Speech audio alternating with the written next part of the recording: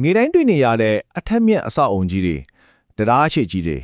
ဒါတွေပြုံမကြပဲဘလို့ရက်တည်နေတာလဲလို့တွေးဘူးကြလားကဲဒီနေ့တော့အရာအလုံးကိုမရက်တည်နေစေတဲ့အဲ့ဒီမမြင်ရတဲ့စီးမင်းတွေဖွဲ့စည်းပုံဆိုင်ရာ theory တွေအကြောင်းပြောပြသွားမှာပါဒီ design ဆိုင်တဲ့အဆောက်အုံကိုတစ်ချက်ကြည့်လိုက်စမ်းပါတက်တော့တန်းအနေနဲ့ရှုပ်ထွေးနေပုံကတော်တော်လေးကိုအံ့ဩစရာပဲနော်ဒါပေမဲ့တကယ်အရေးကြီးတဲ့မိခွန်းကဒါဘလို့နီးနဲ့များခိုင်မာရက်တည်နေနိုင်တာလဲဆိုတော့ပါပဲအဖြေကတော့ဖွဲ့စည်းပုံဆိုင်ရာ theory ထဲမှာရှိနေရပါဟုတ်ပြီ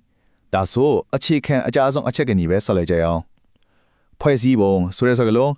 ဒါကတကယ်တော့ဘာလို့ဆိုလိုတာလဲဖွဲ့စည်းပုံဆိုတာတကယ်တော့အရင်ရှုပ်ထွေးမနေပါဘူးရိုးရိုးလေးပါပဲဝင်တီတစ်ခုခုကိုထမ်းထားဖို့အတွက်အချင်းချင်းဆက်တိဆောက်ထားတဲ့အစစ်ပိုင်းတွေရဲ့စနစ်တစ်ခုပေါ့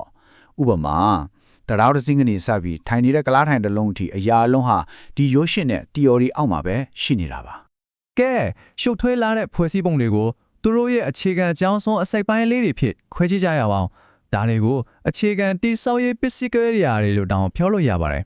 ်ပထမဆုံးနဲ့အတွေ့အများဆုံးကတော့ remedy ပါပဲ beams ပေါ့ဒါတွေကအများအားဖြင့်အလျားလိုက်ဖြောင်တန်းလေးတွေရှိပြီးအပေါ်ကတဲရောက်လာတဲ့ဝန်အားတွေကိုထမ်းပေးဖို့ကသူတို့ရဲ့အဓိကတာဝန်ပဲဖြစ်ပါတယ်ရဲမတဲ့ကိုသူတို့ကိုဘလူထောက်ပံ့ထားတယ်ဆိုတဲ့အပေါ်မူတည်ပြီးအမျိုးအစားတွေခွဲလို့ရသေးတယ်ဥပမာရိုးထောက်တဲ့နှစ်ခုပေါ်တင်ထားတာမျိုးကနေနိုင်ငံတဲကိုတစ်ဖက်တည်းထိုးဆိုင်ထားတာအထိပုံစံအမျိုးရှိနိုင်ပါတယ်နောက်တစ်ခုကတော့ truss လို့ခေါ်တဲ့ဖွဲ့စည်းပုံပါအကွာဝေးရှည်ကြီးတွေကိုကြော်ပြီးတိဆောက်ရတဲ့တရားတွေအားကစားရုံအမိုးကြီးတွေမှာဒါကိုအသုံးများတာတွေ့ရပါလိမ့်မယ်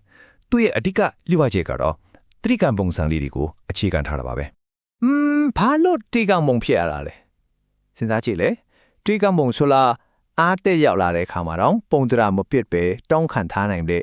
အယိုးရှင်းဆုံးနဲ့အခိုင်အမာဆုံးပုံစံဖြစ်နေလို့ပါဒီရိုးရှင်းတဲ့အချက်လေးကပဲ trapeze တွေရဲ့အန်အောစရာကောင်းတဲ့စွမ်းဆောင်ရည်ရဲ့အခြေခံဖြစ်နေတာပါ boundary frames ကတော့နေ့စဉ်မြင်တွေ့နေရတဲ့အဆောက်အုံတွေရဲ့ရိုးစုတွေလို့ပြောလို့ရပါတယ်။ရက်မနေနဲ့တိုင်တွေကိုအတူတူဆက်တိဆောက်ထားတဲ့ပုံစံတွေပေါ့။ပေါင်တစ်ခုရဲ့အစိပ်ပိုင်းတိုင်းဟာအမြဲတမ်းမမြင်ရတဲ့တွန်းအားတွေဆွဲအားတွေလိမ်အားတွေကိုခံနေရပါတယ်။ဒီအားတွေကပဲအဆောက်အုံတစ်ခုလုံးကိုပြောမကြအောင်အတူတကွထိန်ထားပေးတာပါကဲအခုဖွဲ့စည်းပုံအစိပ်ပိုင်းတွေအကြောင်းသိတော့ပြီဆိုတော့သူတို့တွေကြံခက်နေရတဲ့အားတွေအကြောင်းကိုဆက်ပြီးလေ့လာကြည့်ကြရအောင်ဝန်သားတွေကိုအဓိကဖြင့်2မျိုးခွဲနိုင်ပါတယ်ပထမတစ်ခုကမပြောင်းလဲသောဝန် dead load ဒါကတော့အဆောက်အုံကိုယ်တိုင်ရဲ့အလေးချင်းလိုမျိုးအမြဲတမ်းရှိနေတဲ့ဝန်အားတွေပေါ့နောက်တစ်ခုကပြောင်းလဲနိုင်သောဝန် live load ဒါကကြတော့လူတွေပြိပေါကားတွေဖြတ်သွားတဲ့ကားတွေလိုမျိုးအချိန်နဲ့မျှပြောင်းလဲနေတဲ့ဝန်အားတွေကိုဆိုလိုတာပါပြောင်းလဲနိုင်သောဝန်ရဲ့အကောင်းဆုံးဥမာတစ်ခုကတော့တရားတစင်းပေါ်ကဖြတ်သွားတဲ့ကုန်တင်ကားကြီးတစင်းပေါ်ကားရဲ့ဘီးတွေကနေတက်ရောက်နေတဲ့ဝန်အားဟာအချိန်နဲ့အမျှနေရာပြောင်းနေတယ်လေဒါကြောင့်ဒါကို live load လို့ခေါ်တာပါဖွင့်စည်းပုံရဲ့အစိပ်ပိုင်းတိုင်းမှာအမျိုးရန်တိုက်ပွဲတစ်ခုဖြစ်နေတယ်လို့မြင်အောင်ကြည့်လို့ရပါတယ်တစ်ခုကအပြင်ကိုဆွဲဆန့်ခံရတဲ့ဆွဲအား tension နဲ့နောက်တစ်ခုကအတွင်းကိုဖိတစ်ခံရတဲ့ PR compression ပါပဲဒါပေမဲ့အဲ့ဒီအားတွေကအရန်များလာတဲ့အခါဘာဖြစ်သွားမလဲဒါကတော့ဖွဲ့စည်းပုံဆိုင်ရာ theory မှာအရန်ကိုအရေးကြီးတဲ့အပိုင်းတစ်ပိုင်းဖြစ်တဲ့ကျိုးပြတ်မှတ် breaking point အကြောင်းပါပဲ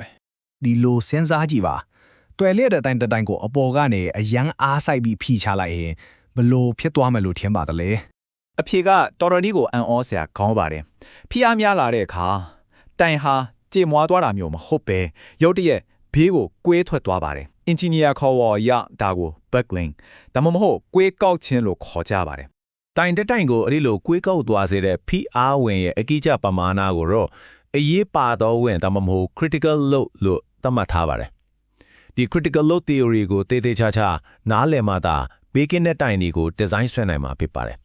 ဟုတ်ပြီအခုဆိုရင်ဒီအခြေခံ theory ကဘာကြောင့်ဒီလောက်တောင်ရေးခီးရတယ်လဲဆိုတာကိုခြုံငုံပြီးကြည့်ကြရအောင်ဒီကိုကားချက်တာဖွဲ့စည်းပုံဆိုင်ရာ theory ရဲ့အဓိကရည်ရွယ်ချက်ကိုရှင်းလင်းကိုဖော်ပြနေပါတယ်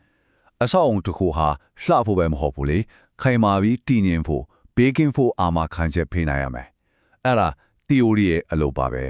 ဆိုတော့တကယ်တမ်းမှ engineer တယောက်ရဲ့အလုပ်ဟာတွက်ချက်ရုံတတ်မဟုတ်ပါဘူးဘေးကင်းမှုလှပမှုအသုံးဝင်မှုကုန်ကြစိတ်နဲ့ပဝန်းကျင်ထိခိုက်မှုဒါတွေအားလုံးကြားမှာဟန်ချက်ညီအောင်ဖန်တီးရတဲ့အမှုပညာတစ်ခုလိုပါပဲကဲအစားကပုံကိုပဲပြန်ချိလိုက်ကြရအောင်အခုဆိုရင်တော့ဒီအဆောက်အုံရဲ့နောက်ွယ်မှာအလုံးလုံးနေတဲ့မမြင်ရတဲ့ theory တွေကိုထွင်းဖောက်မြင်နိုင်လောက်ပြီလို့မျှော်လင့်ပါတယ် သူရဲ့ရမနေဘောင်းတွေကဆွဲအားနဲ့ဖဲအားတွေကိုဘလို့ကြမ်းခံနေလဲဆိုတာကိုနောက်ဆုံးအနေနဲ့စဉ်းစားစရာမိခွန်းတစ်ခုထားခဲ့ခြင်းပါတယ်အခုချက်ချင်းပဲကိုယ့်ရဲ့ပတ်ဝန်းကျင်ကိုတစ်ချက်လောက်ဝေ့ကြည့်လိုက်ပါဘလို့မမြင်ရတဲ့ theory တွေကအရာအလုံးကိုထောက်မှန်ပေးထားနေမလဲအဖြေကနေရာတိုင်းမှာရှိနေတယ်